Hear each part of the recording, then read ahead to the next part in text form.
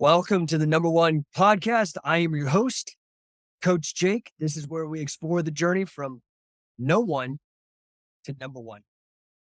No1 Podcast. I am your host, Coach Jake. What's up, Kendo Jedi? Happy to see you as ever. Please hit me up in the chat. If you like what we're talking about, hit me with a number one. Uh, Today, I want to talk about, uh, hey, dude, what's up, Morgan? Good to see you, brother. Happy to see you. So today we're talking about the upside of disgust. Kendo Jedi with a CWO, number one. Thank you, sir. I agree. So, the upside of disgust. So, yeah, if you've noticed, I've been talking a little bit like recently about the idea of divine discontent. And that's nice. That's a nice kind of sugarcoat to what I want to talk about today. I want to talk about the power of being disgusted, in particular, being disgusted with yourself. Have you ever been disgusted with yourself? I'm sure we've all been there. Those moments when you look in the mirror and your stomach's not as flat as you want it to be. You look at your bank account and you're disgusted on that you blew so much money on dumb shit, right? Disgust. What I would like you guys to do is I would like you to maybe stop worrying so much about trying to be happy and comfortable all the time. I would like you guys to maybe explore the idea. You have my complete permission to be disgusted with yourselves. Silverback, Muay Thai, Morgan. What's up, Morgan? He gives 100% up in that. Guys, hit me up in the chat. We are out on YouTube Live. We are on Instagram Live. We're Facebook Live, Twitter Live, LinkedIn Live, pretty much everywhere. I think we're even on Twitch. I don't even use Twitch. And then I'm really excited because I've been disgusted at the reach that I've been getting. I've been discontent. We are now going to be on Apple Podcasts. So we're probably going to really blow up now, which I'm really excited. Everything I understand on the statistics of podcasting is that something like 75 to 80% or more of your listeners are actually come from that spot.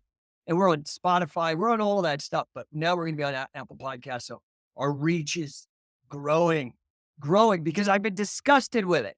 So I want to know, like, do you guys, how much guts do you have right now to on a random podcast? Well, maybe it's not random. You definitely are tuning in because you probably know who I am. Stellar Stevens giving me a number one.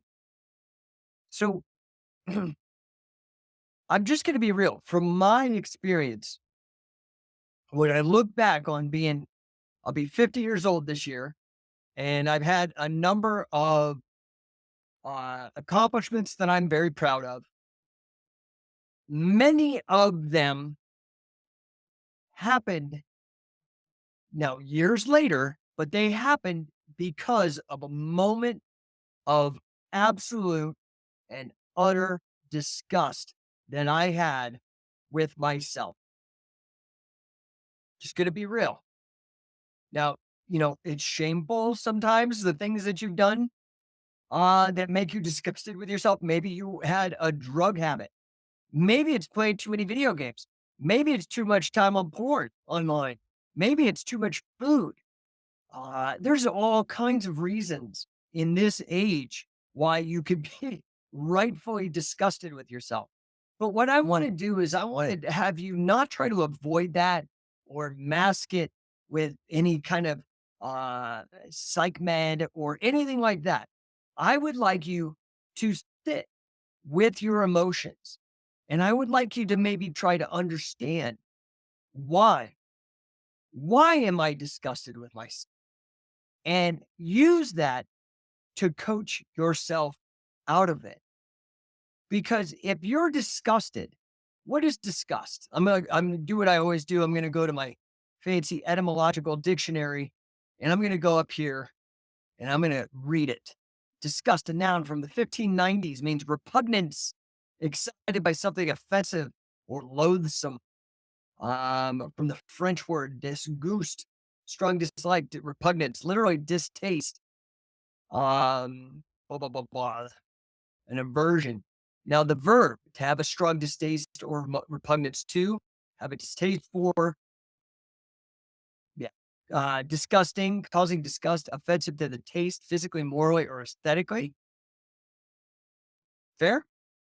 So I would like you guys to consider this idea. Go back in time and think about those times where you were just absolute. I remember one time in college.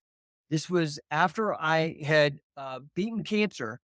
I had been in very, very good shape prior. I was 15 when I was diagnosed. For about 2 years, I was just hammered by the treatments, um, by chemotherapy, the radiation, the surgeries, all the nonsense. It just hammered my body.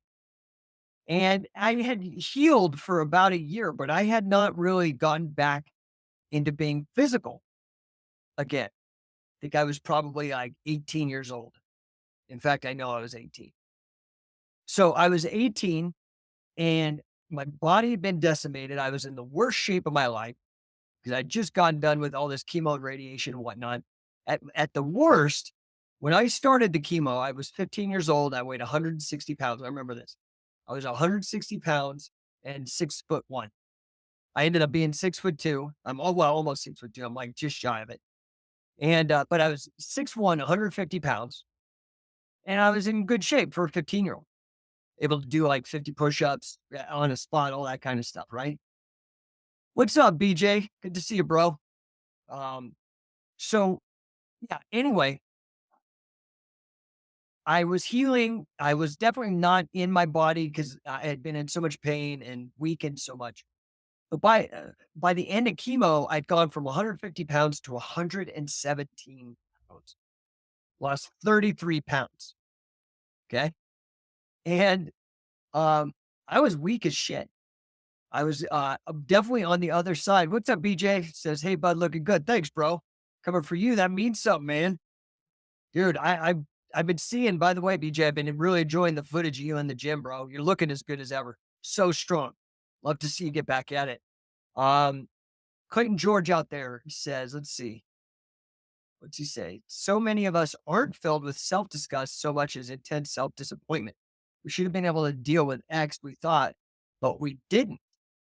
Yeah, what I'm saying is like, dude, I don't think disappointment's enough. Somebody could be disappointed in me, and I'm like, "Eh." But if I'm disgusted, like sick to my stomach, like grossed out, dude, at that point, like I'm gonna change. I'm gonna change. Maybe I'm different. It works for me. It works for me.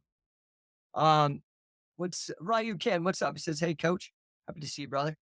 So I had gotten down from 150. I just got my black belt in Taekwondo. Okay, it's not like a big deal. I got my black belt in Taekwondo at 15. I'd worked for it for a number of years. I was in great shape, could do push-ups and squats and sit-ups, pull-ups, and just go, go, go, right? Go through, get nuked, literally radiation treatment, get fucking chemo, totally toxic poison, all these surgeries, and I'm down. I lose 33 pounds off of 150. I'm 117 pounds. Now, I had always, because I'd been in martial arts, never been bullied. And in fact, maybe I abused my station as being 6 foot, 150 pounds and not afraid to fight. And now I was on the other side of it, getting bullied, and I was getting disgusted with myself. And so I went the other way. I got into drugs, started drinking, smoking weed, dropping acid, all that. Went to college. My freshman year, it only got worse. And I remember it was spring break. Everybody had left for spring break, and I was in the dorms by myself, total loser. Because the parents could pay for these kids to have spring break. I never was able to do that, right? So anyway, I I'm sitting there in this dorm room, and I'm just looking at myself in the mirror, and I'm like out of shape, scrawny, and I'm just weak. And I was disgusted. I was like, what the is going on here? And I got down and I tried to bust out 10 push-ups, and I could barely do 10 push-ups. And at that point, I was like, holy shit. Now I don't know why my reaction was to get down push-ups when I got disgusted with myself. But that, thank God, was my response. And then I had the metric like, shit, I can't even do 10 solid, good push ups that I'm proud of. Like, this is not even good. So that started my journey back to fitness, right? So this had to be 1990, and I started back, got back into fighting and martial arts and into grappling and judo and all these other things, and got myself back. And that eventually has led me to where I am today, traveling the world, coaching, helping people with uh, the greatest combat sport martial art the world's ever known, having been coached and trained by the absolute pinnacle on the planet, all because I got disgusted looking at myself that day. Just it's powerful. You need to allow it. You don't want to drown it out. You want to wallow in that disgust until it pushes you to do something. Morgan says, almost everything I've done that's good for my life came from disgust. Disgusted with the 9 to 5, disgusted with weight gain, business results, etc. All those things caused me to make drastic changes. That is 100% spot on, Morgan. 100%. And we've got Stellar Steven says, I love Harry Smith's profile cover photo quote. Quote, it is difficult to understand the universe if you only study one planet. Maybe not related to the topic, but resonated.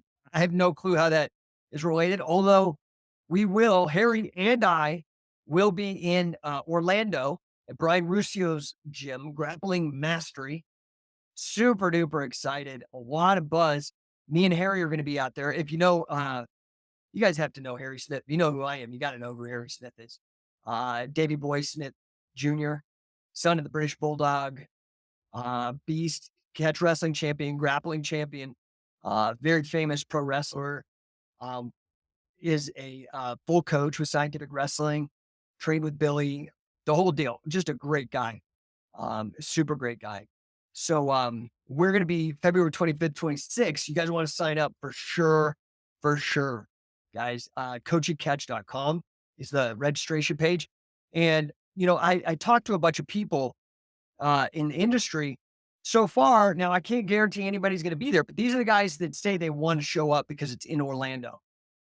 We've already had Joaquin Wilde, WWE main eventer, uh, Phantasm del Legado or Legado de Fantasma, or I can't, bad with the Spanish, but Joaquin Wilde is going to be there. This guy's a stud. He's already come to one camp. He said Karrion Kross has shown interest. We've got Drew Gulak has shown interest, possibly bringing uh, William Regal's son. What's his ring name? Charlie Dempsey. Who else is coming? Possibly Shayna Baszler is going to pop in. So, guys, that is going to be a kill, dude. All of the camps. I don't know what to tell you. You guys are missing out. Be disgusted that you missed out on the opportunities that I provided to train with Dick Cardinal, Wade Chalice, Mark Schultz, Josh Barnett, Fujiwara, Billy Robinson. Dude, I don't know what to tell you. You have to show up. Coachingcatch.com. These are legends. And this year is going to be fantastic too, man. This year's going to be fantastic. It's going to be so me and Harry in Orlando. Then, of course, we've got Sam and Jesse and Luis. All of those guys, super studs. I mean, I'm just so proud to have a part of the program. And so, a lot of you guys who know scientific wrestling know those gentlemen. We're also going to have, we're talking to Dan Severn. He's committed. We're just trying to figure it out. We're going to have Billy Scott, who Billy Robinson called the greatest American that he ever trained. Billy Scott, who is a friend of mine, but he's also was on the roster for the UWFI. I mean, dude, and then the last camp is going to be Wade and Josh again, just like we used to do with the pin and submit tournaments, not tournaments, sorry, the training camps with Josh and Wade. So this year, that's why I set up this year also for the first time an accelerator pass. It's like a season's pass. You buy it, it gets you. Now, for those of you who don't know, you could just come to the accelerator and get better and go back and kick ass at your home dojo or gym. That's what a lot of people do.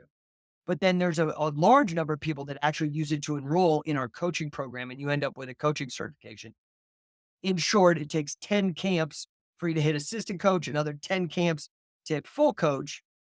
And then you get obviously you get all the training and everything that comes with it. But the season pass idea I said, listen, how can I help these people? Man, I try to do this for how long have we been doing this? It's 2006.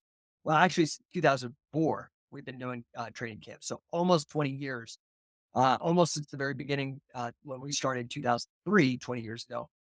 But I thought, what can I do to help these guys even further to get to one of these accelerators?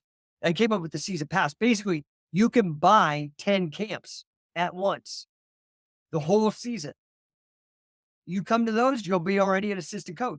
Plus, you're going to get trained with, like I said, Wade Chalice, greatest pinner in the planet, America's greatest pinner, 5-sport combat sport All American.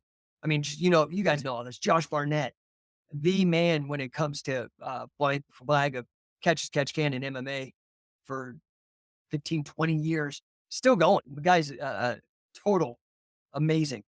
All the guys. But again, Harry Smith and I are going to be there, and I think we're bringing a lot of WWE guys are going to come in and train. So sign up, dude. It is less than a month.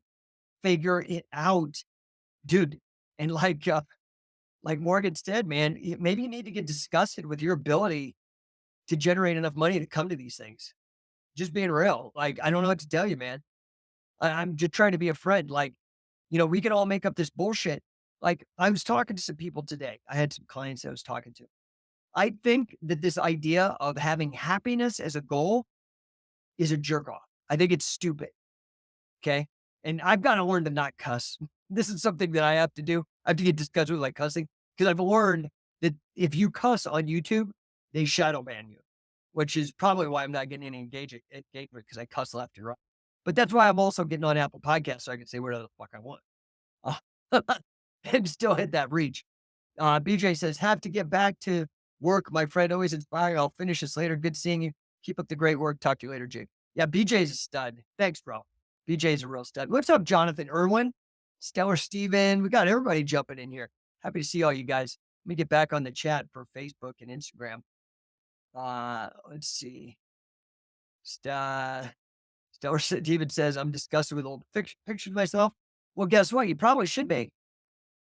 I mean, I have things that I'm disgusted. I mean, everybody's done things where they're just freaking beyond even disappointment.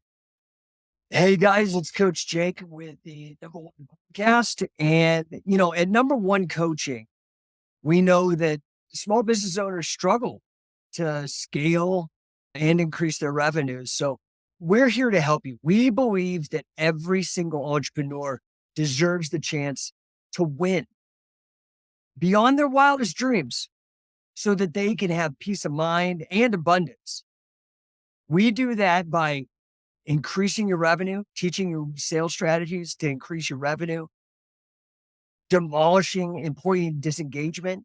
And we do that really by transforming your sales managers into coaches that are concerned with putting points on the board, but those points are revenue. I want to help you. I'm here to help you. You don't have to go through your business life complacent, just accepting, reacting. Let's take charge. Let's win. You can head over to number1coaching.com, schedule an appointment. It's free. We can do a strategy session, 15 minutes for free. number1coaching.com. Thanks. I don't even know if disappointment is enough to dislodge. I have this talk that I give. I did this podcast. It's a very big podcast. A friend of mine, Michael Unbroken, has a huge podcast on, it's like mental health, wellness and stuff like that. And in it, I talk about the pillars of greatness. And one of the pillars of greatness that I discuss on that podcast is hitting rock bottom. It's really this realization when all the bullshit and excuses that you've told yourself just won't cut anymore. You're just sick of it. Have you ever had that with somebody else where you're just sick of it? You're like, they're full of it. And you're sick of it. You're like, I don't want to hear it. Just do it. You got to sometimes get that place with yourself. Sometimes you got to get there yourself. Morgan says, I'll be there in Orlando. I'm excited, man. What experience. I'm getting back from Thailand 2 days before the camp. First thought I was going to be exhausted. Then I caught myself and said, screw that. I'm not missing it. Dude, that's the animal. That's what it takes. So let's talk about some of these WWE guys, right? They have to go and wrestle like a pay-per-view and totally demolish their body and then show up on Monday Night Raw and do the same hard labor 360 days a year. That's what it takes to get to that level. And I'm trying to push you to go to that level. I'm trying to have you hold yourself at a higher standard. I'm trying to change your disgust level to where you're disgusted with just ordinary. Have you ever even contemplated that? Like average? Like getting a C or a B? You should be fucking disgusted. Contemplate that. But now take it outside of dumb school and take it to like your personal life. Like maybe you should, like, Grant Cardone, huge mentor, huge influence for me. Love the guy. Great human.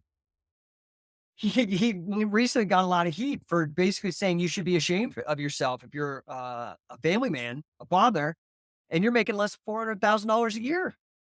And he pissed a lot of people off, but maybe you should be disgusted with yourself if you're not making 300, 400, $500,000 a year. Because guess what? That's what it's going to take with inflation. Inflation's a bitch, dude. You understand? It used to only cost $30,000 to buy a house. Now it's $500,000. So you need to be more disgusted than the rate of inflation, at least, with what you're making. Stellar Stevens says, I love Cross. I saw him about his bouncer video. And Stevens says, nice Dempsey. And then Stellar Stevens blowing me up. He says, I was watching Saku videos. So glad Billy Scott is coaching both UWFI guys. Yeah. Oh, and you got Pinisher from Wade. Yeah, great stuff, Ryu. Yeah, Wade's a stud, dude. Wade is, like I said, I don't know outside of wrestling. I probably don't know much about you. I don't know much about anybody.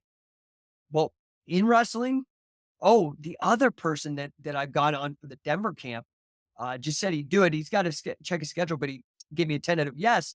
Is bull pal, super badass, Machado third degree black belt, Greco-Roman All American, FIA World Grappling Games champion. If there's an Olympic, everybody says, "Oh well, FIA is the Olympics of grappling," and blah blah blah blah blah. I'm like, yeah, we're not, maybe Abu Dhabi isn't, maybe it's Fila, you know? And anyway, he won that. He's also come to many camps with Billy Robinson, highly influenced. In fact, I remember a day where we worked on the double wrist lock, him and me and Billy and a couple other people. And after that, he just was like, dude, the double wrist lock is my favorite move. And he started demolishing people with it. So he's going to be at the Denver date. Guys, get over to coachingcatch.com. Coachingcatch.com. That is the registration, has all the details, has all the information if you want to use it more than just a training camp, which you can. Dude, amazing stuff. So anyway, yeah, I want you guys to maybe consider like stop settling. I think that's something that happens. Like I think part of the expectations of like growing up, we're conditioned to settle. And it's like, okay, there right now, this group, the World Economic Forum is meeting in Davos, Switzerland. Do you guys know who these guys are? Give me a yes or so if I can explain who they are. Klaus Schwab. Have you heard of that freaking guy? Guy looks just like a fucking like a cartoon character, like Dr. Evil from Austin Powers. Like totally a goon. And basically, what they've done is they've taken socialism and communism and rebranded it with capitalism's terms. So their big thing is that by 2030, you will own nothing and you'll have no privacy and you'll be happy with it, is their claim. And that is one of the things they're working towards. There's a lot of these people. Yeah. Anyway, they're in Davos. And one of the things they want everybody to start doing is eating insects. Have you heard about this? Like making insect, like They just changed. You see, they changed the food pyramid.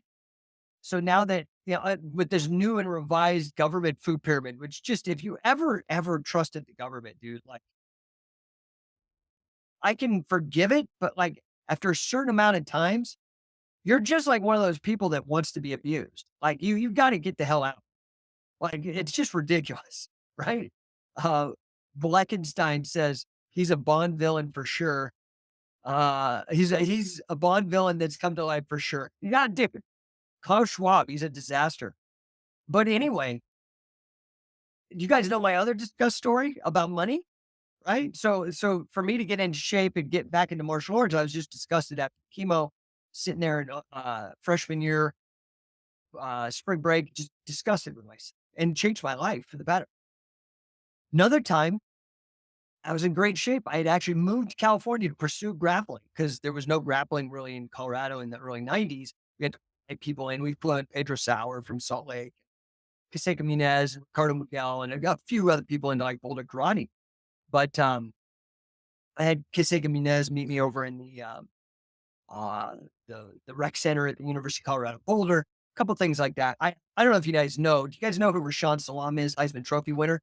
He was my first grappling client that I coached. Now, dude, I mean, he was an amazing guy. Rest in peace. I love it. I love Rashawn.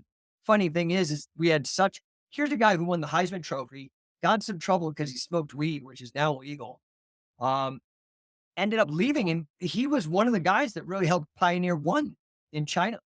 Yeah, a lot of people don't know that about Rashawn, and that was because of the interest that he and I shared in grappling early. And he was in a creative writing class with me.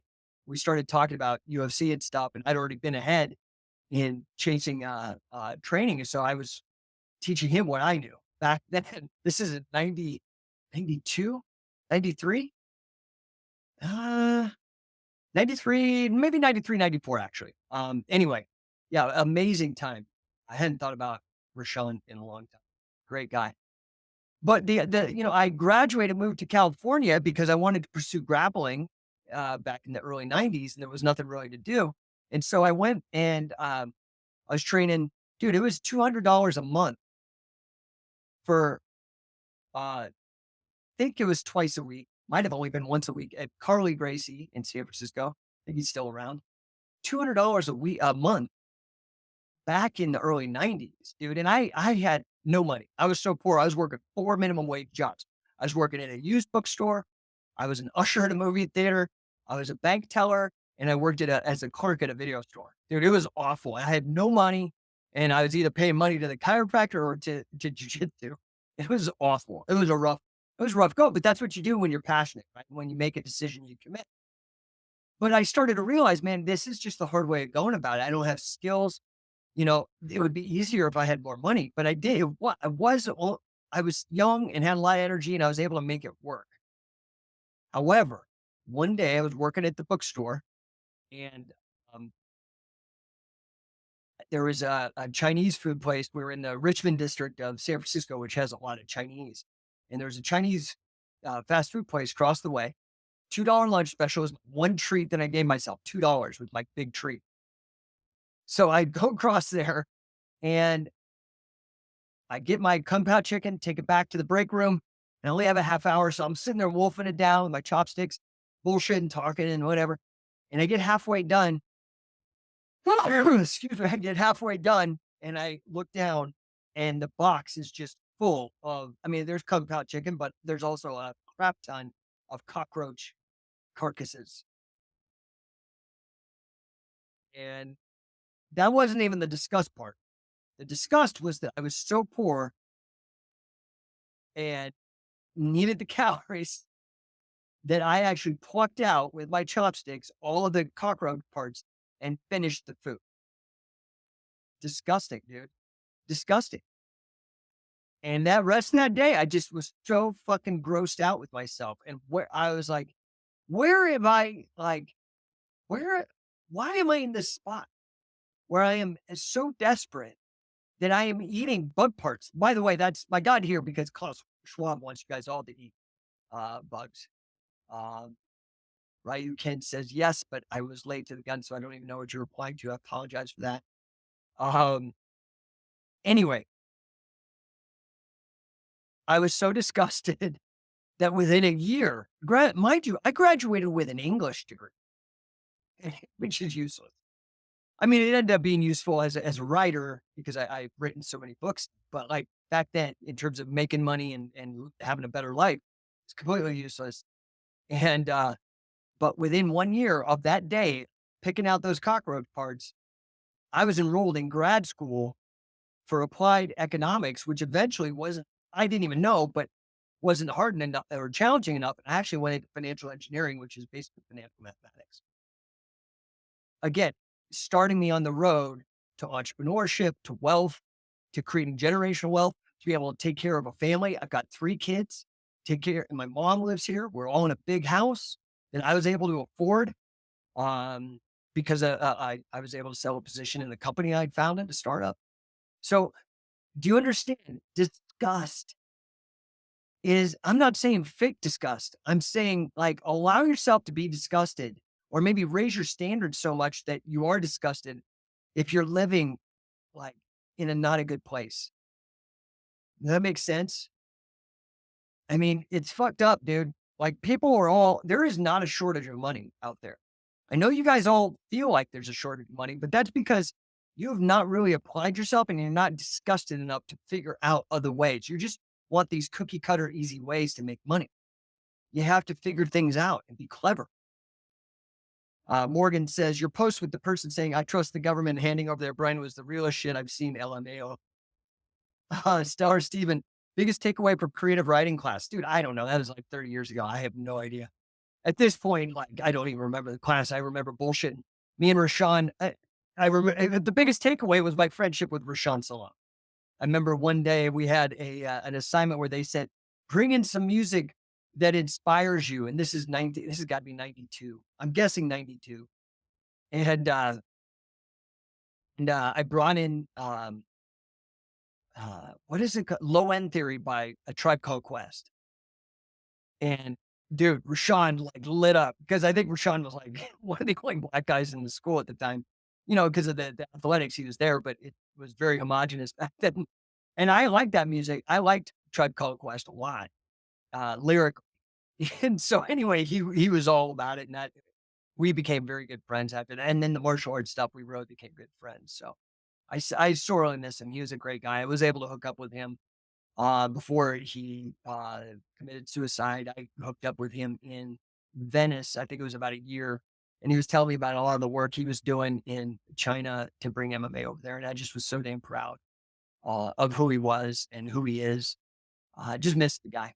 So Ryu Ken says, creating food shortages. Oh, yeah, man. You think this bullshit with all the side effects from whatever's going on after lockdowns, that died suddenly people, you think that's bad? Just wait until, Bill Gates and all those, Bill Gates owns more farmland than anybody, and he really thinks you should be eating meatless burgers and, eating insects and, ugh, dude, the whole food thing is a problem, and we need to get ahead of it, but, of course, most people won't.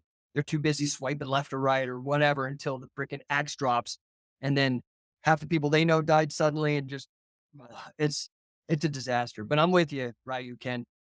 Um, Morgan says, I feel like in this soft society we live in, we are taught to be complacent, just accept the bare minimum. It's almost like being ruthlessly ambitious is treated as a bad thing. Yeah. I mean, I would maybe like, I don't think I think ambition doesn't have to be ruthless, meaning like sometimes when you say ruthless, it means like, screw the other guy.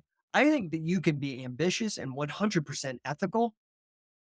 And in fact, I think ambition is ethical when you don't screw other people over when you're chasing your ambitions. Look at Elon Musk. Whether you like him or not, I don't give a shit. What I'm saying is look at Elon Musk. This guy wants to go to flipping Mars. By the way, you guys, if you have Netflix, you got to watch this thing called Our Universe, narrated by Morgan Freeman.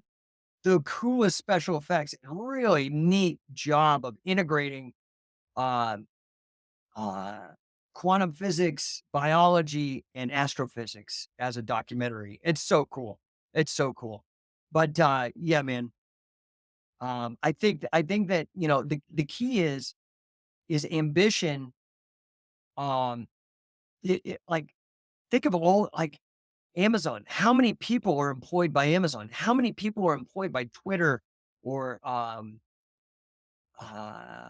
SpaceX or Tesla or like even stuff you don't even think about, like McDonald's. McDonald's had an ambition.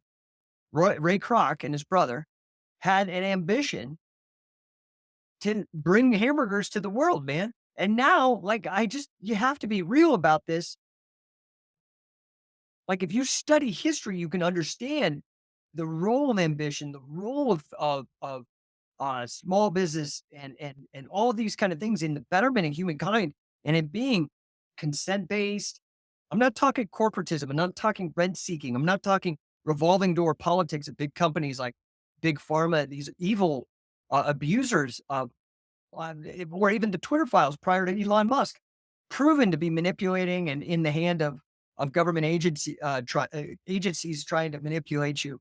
Like, I'm talking about small business and some of the businesses that grow up to be ethical, right? So, like, not only has like Ray Kroc with McDonald's employed millions of people, allowing them to live a life, a good life, but in addition, Ray Kroc has also uh, the dollar menu. You can if you're even homeless and you're out just scrounging change. I mean, homelessness is a real problem. That's one of the charities I hold near and dear to my heart. Have since I was a kid. I just really feel for these people. But some of them don't have a family network to look after them. They don't have, they might have mental damage or might not know how to deal with the world, whatever. But for whatever reason, they're homeless, but they can even still scrounge enough change from people in a day to get more calories off of the dollar menu at McDonald's than the king of France 600 years ago. Well, maybe the king of France maybe isn't a good example, but like definitely like, dude, like we live in this amazing world of abundance, but it's like you said, Morgan, about living in a soft society. It's hard because we want to live in a soft society, right? We want to be able to be safe from the elements. We want to be safe from predators, whether they're politicians in DC or they're wild animals. We want to be safe from bacteria and things that like we've endeavored to do that. Discovering penicillin, advances in plumbing and electronics, and all these things that we've done that have made our lives easier. But like you said, we have to be careful because a certain amount, there's this idea of hormesis, HORMESIS, where there's a good stress that makes you stronger. Nassim Taleb, the guy who wrote The Black Swan, wrote another book called Anti-Fragile. It's this idea, right? You could be fragile, something hits it and it breaks. You could be robust, something hits it and nothing happens. Or you could be anti-fragile or hormesis, where something you hit it and it gets stronger, like destroying a muscle and then it grows back stronger, or inoculating yourself to certain poisons or whatever. These are things that are going away, right? We know that there's this antibiotic crisis where uh, antibiotics have been overprescribed, and so now that's created this weird thing where we thought we were helping, but we ended up making uh, the germs even stronger. So anyway, I don't want to get too far off the subject. I just would like you to challenge yourself to not be comfort. Comfort is the enemy. We live in this age of comfort, temperature control. I could watch anything I want. There's like Hulu, Netflix, all of the internet stuff. All I mean, I have every choice, everything I want. The problem is you're still not happy. Happiness is not the good goal. The good goal is to set crazy, ridiculous goals for yourself. Let's say it's financial. Let's say right now that you make $50,000 a year or $40,000 a year. I'm not sure. Let's see what. Let me ask Google. Hey, Google, what's the average salary in the United States? According to First Republic Bank, according to the U.S. Bureau of Labor Statistics, the median weekly income for full-time workers in America was $1,041 as of the second quarter of 2022. Okay, so the average income is $1,000 a week, which 52 weeks, we could say let's say $60,000 a year, right? Well, why not be absolutely disgusted with? I would be disgusted with 60,000. I couldn't do it. I've got 3 kids in private school, a house in the best zip code in the city, 2 cars, 3 businesses, looking after my mother. Like, I just couldn't do the things that I want to be able to do in my life with that average. That disgusts me. I love my life. I love my kids. I would not want them to be in another school. So I fight. I don't have to show up here. I could go spend this hour making money because my hourly is pretty high at this point, but I have the freedom to now. Does that make sense? All because I ate some bugs and it was just so disgusted with myself having to live that way. So what is it that you are allowing that you should actually properly be disgusted with yourself? Spencer Hoffman, what is, oh, my friend, big man. Happy to see you, dude. Hope things are good down in Mexico. So anyway, guys, I'm going to jump off here.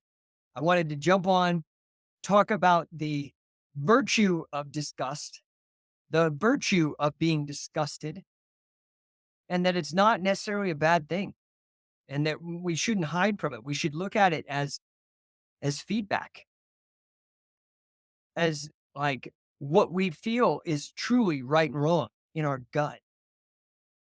They say that the microbiome, so much of your thought is in your gut. Well, maybe you should listen to it. Maybe you look at yourself in the mirror and you're disgusted.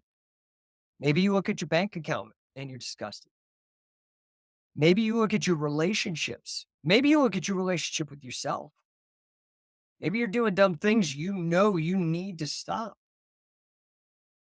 Maybe you should be disgusted and allow it to change you. What's up, Justin? Happy to see you, man. You Kaipa MMA in the house. Anyway, all right, guys. That's enough advocating for disgust.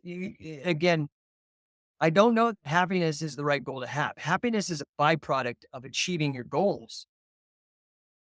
So what is that goal that you're going to make? What would make you, what is the opposite of disgust? I'm going to go look here. Relish. Okay. To relish is the opposite of disgust. That's what they say here on the etymology online dictionary. Relish means to, to have an agreeable taste, to enjoy, to take pleasure in. So let's take a moment real quick. What would make you relish your life? If you were making $200,000 and you could afford to go all the camps, guess what? I'm going to all of them. I've been to every camp since the beginning, except for when I was ill. I've had a couple people cover for me or busy. I've been every freaking camp, and now I run them. But that's what it takes. That's what it takes. Maybe you need better fitness. Maybe you realize that you can't do some of the things that you would like to do or like to when you're 90 years old laying in the hospital bed dying, you want in that flashback of your life that you accomplished so you feel good. Stellar Steven says, big plan for Saturday, catch seminar near me. Okay, good, dude. Make it happen. Get to the camps. If you're really crazy and you really want me on your ass in a good way, become a part of the affiliate program. You get me as a coach, not just on the grappling. You get me as a coach on business, on making this a part of your life. Make sense? So you can go and check that out, scientificwrestler.com. Now, of course, if this doesn't even apply to you, which as I increase my reach, because we are now going to be on Apple Podcasts and a few other big distribution channels for this podcast, maybe it's business. Maybe you need to go look over at Number One Coaching so I can help you. I am, I have a master's degree in financial mathematics. I've worked as a quant, a statistician. I've started multi-million-dollar revenue generating year companies, sold them. I created the Mace and the fitness movement around the Mace, revived the entire sport of catch-as-catch-can wrestling, influenced the entire game of grappling, and you can have me help you with your business. I help people across all kinds of domains. I've helped people with whiskey distilleries. I've helped people with software companies. I've helped people with finance companies. I've helped people with all kinds of stuff, guys. All kinds of executive coaching, all of it. So I appreciate you. Allow yourself to be disgusted. Pay attention. Up your goals for yourself, your expectations. Do you even know what your expectations are for yourself? Sometimes, what is your full potential? Do you even know what your full potential is? We get glimpses of it, but unless you really truly apply yourself, you'll never know. You can also avoid disgust. You don't have to get to disgust. You can avoid disgust, which is not pleasant, dude. I did not want to eat those bugs. I'm like scarred. Like it's seared in my memory. It's gross. And dude, we've all done things that we are disgusted with ourselves for. But you can also bypass all that nastiness and just push yourself forward further than than you think you can go. You'd be really surprised. You'd be really surprised. Anyway, I appreciate all you guys tuning in. I'm going to check out of here and see you maybe tomorrow or the next day. Hey guys, thank you so much for tuning into the Number One Podcast. I am your host, Coach Jake.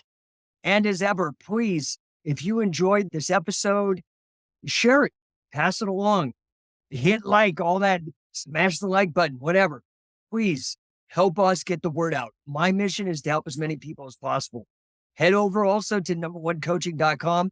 We are here to help you with your small business, help it succeed, help it grow, and help you thrive and become number one.